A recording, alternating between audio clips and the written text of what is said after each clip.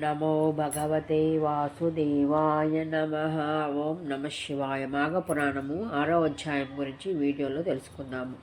మాఘపురాణము 6వ అధ్యాయంలో సుశీల చరిత్ర గురించి తెలియజేయటమైనది. భోగాపురము నగరంలో సదాచారుడు దైవభక్తుడగు ఒక బ్రాహ్మణోత్తముడు నివసించుచుండెను. అతనికి అందాలభరణ వంటి ఒక కుమార్తె గలదు.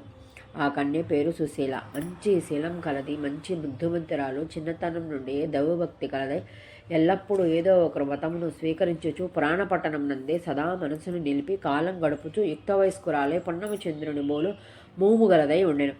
ఆమె గుణములు తెలుసుకొని ఆమె వద్ద అన్ని లక్షణములు ఉండటం వల్ల మృగశృంగుడు సుశీలని పెళ్లి ఆడదలిచాడు. ఒకనాడు సుశీల తన ఇద్దరి స్నేహితురాలతో కలిసి కావేరీ నదికి స్నానమునకు బయలుదేరి వెళ్ళినది.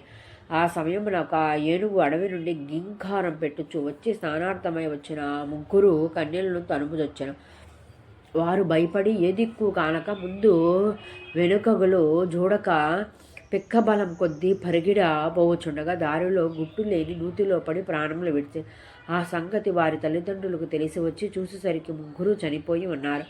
ఆ వార్త మృగశృంగునికి తెలియడిచే అతడు వచ్చి ఆ ముగ్గురి మృతదేహములను చూశాడు. ఎక్కడా లేని దుఃఖము కలిగింది. వారి నెటులైనను బ్రతికించవలెనను సంకల్పించి వారి తల్లిదండ్రులతో తమ బిడ్డల మృతదేహములను కాపాడుచుండుడని చెప్పి తాను సమీపమునున్న కావేరీ నదిలో రొమ్ము వరకు దిగి ధ్యానం చేయసాగిన. అంతలో అడవి అంతా గర్జించుకుంటూ తిరిగి ఆ ఏనుగు నీటిలో దిగి తపస్సు చేసుకుంటున్న మృగశృంగుని వద్దకు వచ్చినది.